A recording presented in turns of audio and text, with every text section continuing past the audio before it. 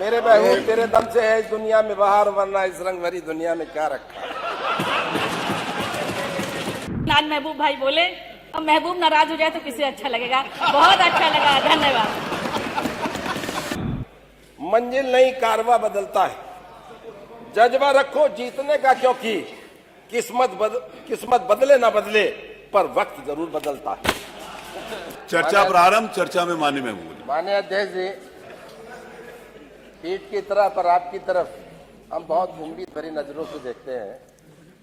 कहीं ऐसा कोई विवाद हो तो उसे आप सरलता से निपटाने का ही काम नहीं करते और संसदीय कार्य मंत्री उस पर बहुत तरीके से बहुत अच्छा सा मक्खन लगाकर उसे निपटाने की कोशिश करते हैं।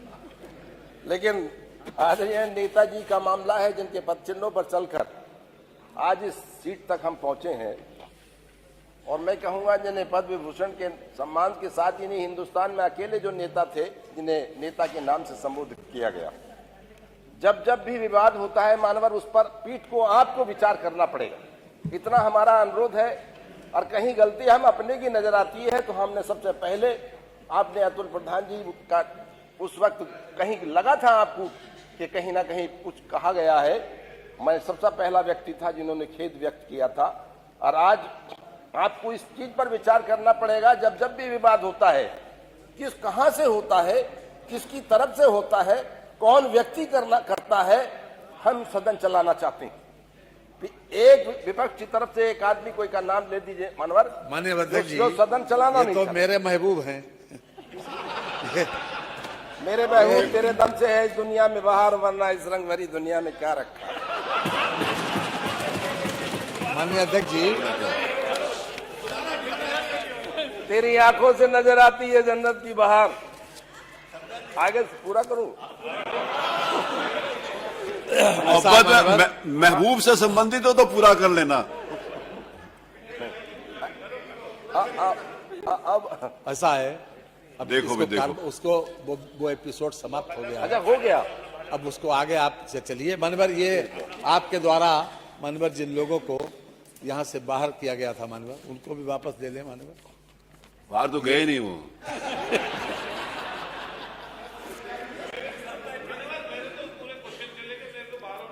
आप इतने दयालु हैं, बाहर किसी को भेजते नहीं, लेकिन यहाँ कोई लिस्ट बना रहा था, उसका प्लान कुछ ऐसा ही था। लेकिन मैं संसदीय कार्य मंत्री नहीं, वो लिस्ट बना रहे थे कि जिनको जिनको कहा है कि वो लोग अपनी सीट पे बैठे।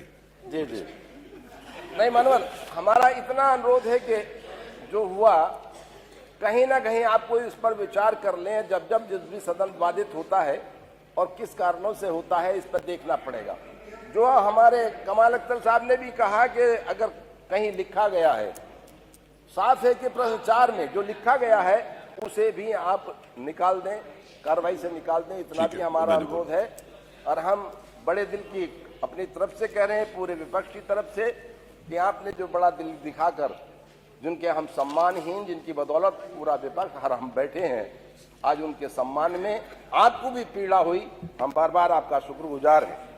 मानवर, श्री राज्यपाल जी के अभिभाषण पर धन्यवाद प्रस्ताव पर हमारे नेता आदरणीय शिवपाल जी ने जो संशोधन प्रस्ताव रखा था, उसके विरोध में उसके पक्ष में मैं बोलने खड़ा हुआ हूं। नहीं, तुम्हारे वाले के विरोध में नहीं, अरे आप सुन लीजिए, जो रखा है उसके पक्ष में बोलने, उन्हीं के पक्ष में बोलेंगे ना। ठीक बोला मानवर। बहुत बात हुई है, बहुत से मानव सदस्यों ने बड़ी लंबी चौड़ी बातें की, कहीं से लेके महाकुंभ से लेकर हर तरह से विचार हुए, लेकिन मेरा सिर्फ उस पर ज्यादा नहीं कहना। आप दोबारा बोल रहे हो क्या बजट? ये आज ये जो श्री राज्यपाल के अभिभाषण पर, राज्यपाल के अभिभाषण आपको दूसरी बार मौका मिला है? नहीं जी, दूसरी बार मौका मिला है? नहीं, पहली बार ही है साहब। लेकिन इन्होंने आपका नाम तो दिया नहीं। देते ही नहीं। इन्होंने नाम नहीं दिया सर, मेरे पास लिस्ट है। नहीं,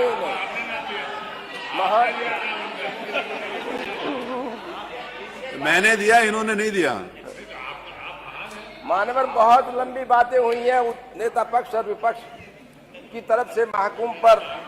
महाकुंभ पर अपने विचार रखे और दर्शाया कि पूरे प्रदेश में और महाकुंभ में क्या क्या हो रहा है। मुझे ज्यादा नहीं कहना, स्वच्छता, सुरक्षा और सुव्यवस्था कहीं रही है। जो प्लान बनाया गया था 100 साल का, वो कम से कम 100 करोड़ लोगों के आने का प्लान बनाया गया था, लेकिन आज की तारीख में भी 56 करोड़ लोग आए। लेकिन इसके बावजूद ये प्लान जब बना था, उस वक्त स्वतः सोचना चाहिए था कि कितने लोग 56 करोड़, लेकिन अब स्वतः सोचना चाहिए था कि कितने लोग जाम में फंसे हैं, उनके खाने की व्यवस्था, उनके नहाने की व्यवस्था, उनके रहने की व्यवस्था, उनके सोने की व्यवस्था, 4-4 दिन जो फंसे रहे हैं, वो व्यवस्था पर शायद ध्यान नहीं दिया गया था। बहुत लंबी बातें होती हैं डिफेंस इंडस्ट्रियल कॉरिडोर से संबंधित, उसमें मुझे ज्यादा नहीं कहना कि, लेकिन आपका जिला भी उसमें है। लगातार कहा गया है कि हाँ, हम, और मेरे ख्याल से तो कई बार उस पर विचार हुए हैं। आपका कानपुर भी है, अलीगढ़ भी है, बहुत से ऐसे हैं कि हाँ, वहाँ हम उसमें काम कर रहे हैं, 9,000 करोड़ रुपए लगाए, लेकिन आज तक ऐसा कहीं नहीं हुआ कि हाँ संभावित तो है लेकिन लगा है या उनसे कोई रोजगार मिला है। गरीबी की हदें मेरे ख्याल से और बेरोजगारी की हदें आप लगातार बहुत से सदन ने, हमारे साथियों ने कहा है, लेकिन बात करने बेसिक शिक्षा में ही आपके 78,000 रिक्तियां हैं और 78,000 रिक्तियां हैं। बेसिक शिक्षा में, माध्यमिक शिक्षा में 48,000 हैं। 20 लाख से अधिक बीटीसी सदस्य बैठे हैं, बीटीसी करे हुए लोग बैठे हैं और 15 लाख से अधिक आपके बीएड करे हुए लोग बैठे हैं, लेकिन आज तक उन पर कोई विचार नहीं। रिक्तियां आपके पास हैं, तो हर हालात में आप पर उन पर विचार करना चाहिए और कहीं ना कहीं उन्हें भरना चाहिए जब आपके पास इस तरह से टेक्निकल लोग भी मौजूद हैं। प्रदेश में 2000 वर्ष से गन्ना किसानों के समर्थन मूल्य में कोई वृद्धि नहीं हुई, जब उनकी लागत लगातार चौगुनी बढ़ रही है। लगातार मंत्री जी खड़े होकर बात करते हैं कि हाँ, बड़े पैमाने पर हमने भुगतान कर दिया। मैं मिलों का नाम दे दूंगा जिन्हें कहा कम से कम जिस दिन से मिल चली है इस सत्र का एक भी पैसे का भुगतान नहीं हुआ, मैं मिलों का नाम दे दूंगा। इस पर विचार करना चाहिए कि कितना हमारा गन्ना घट गया। 10% नहीं, 20% पिछले सालों की से अपेक्षा इस बार घट गया और आने वाला जो सत्र चल रहा है 20% गन्ना इसमें घट जाएगा। गलत नीतियां और गन्ने का रेट ना बढ़ाना उसकी सीधी वजह है। कानून व्यवस्था के बारे में बहुत लंबी बातें की हैं, लेकिन हिंदुस्तान के अंदर बलात्कार, लूट, हत्या, महिलाओं पर अत्याचार में हुई है कि मेरे ख्याल से एनसीआरबी की रिपोर्ट 2024 की रिपोर्ट उत्तर प्रदेश में प्रति व्यक्ति की दर, अपराध दर 7.4 उत्तर प्रदेश के अंदर है। ये मेरी रिपोर्ट नहीं, एनसीआरबी की रिपोर्ट। इसलिए हमें इस पर देखना पड़ेगा। और दर्ज अपराधों में बहुत बड़ी चिंताएं आपने की हैं। दिल्ली में अपराध भी कम है आपके यहाँ। धन्यवाद। और मैं कहूँ अब इतना मौका तो दे दिया ना, नहीं मैं अनुरोध कर रहा हूँ आपसे। बोलिए। मनोज, एनसीआरबी के आंकड़ों के आधार पर प्रदेश में मेरे ख्याल से अराजकता का माहौल है और छेड़छाड़, लूट जैसी, बलात्कार जैसी घटनाएं प्रतिदिन बढ़ रही हैं। प्रदेश की अर्थव्यवस्था की बात, वन डिस्ट्रिक्ट वन प्रोजेक्ट की बात है। वन डिस्ट्रिक्ट वन प्रोजेक्ट में आप बताइए किस जनपद के अंदर, मेरे यहाँ भी ऐसा नहीं है। वन डिस्ट्रिक्ट वन प्रोजेक्ट में ढोलक का काम लिया गया, ढोलक को लिया गया था, जो मेरे ख्याल से हर व्यक्ति की खुशी के वक्त बजाने का काम होता है, उसे लिया गया था। इतना भी आज तक काम नहीं हुआ है उस पर, जरा सा भी। मैं कहता हूँ पूरे प्रदेश के अंदर वन डिस्ट्रिक्ट वन प्रोजेक्ट में आज तक कहीं ऐसा नहीं काम हुआ। मानव प्रदेश में मानव प्रदेश में धन्यवाद महबूब साहब। प्लीज सब लोगों को देखिए, आप डेवलप की बात कर रहे हैं, आप डेवलपमेंट की बात कर रहे हैं, बहुत अच्छी बात है। और मेरे ख्याल से तो मैं कहूंगा कि आज देखिए शहरों में ही देख लीजिए कि खड़ंजे पड़े हैं आज भी शहर में। विकास नाम की चीज नहीं, उस पर विचार करने की किस तरह से वो बड़े पैमाने पर उस पर काम हो। आज बहुत शहरों की उपेक्षा की जा रही है। बाकी सब लोगों को अवसर मिलना है। मैं इतना ही कहूंगा कि उत्तर प्रदेश में एक गरीब है मनरेगा वाला, मनरेगा के आप देख लें, आपके 237 रुपए मनरेगा में है आपके, जबकि बराबर में पंजाब है, बराबर में राजस्थान है, बराबर में आपके और महबूब छोटे साहब, सिक्किम जैसे प्रदेश सर, हैं, आप- उनमें भी मनरेगा की जो दी जा रही है, मनरेगा का पैसा दिया जा धन्यवाद रहा है, महबूब साहब। वो हमारे उत्तर आपके प्रदेश लिए से मैं अधिक माइक है। बंद कराने हमें के इस लिए पर बोलूंगा तो विचार मुझे अच्छा करना नहीं पड़ेगा।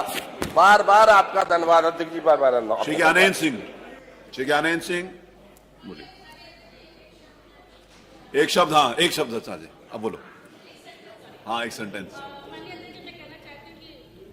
महबूब साहब पे तो नहीं है? अच्छा उन्हीं पे।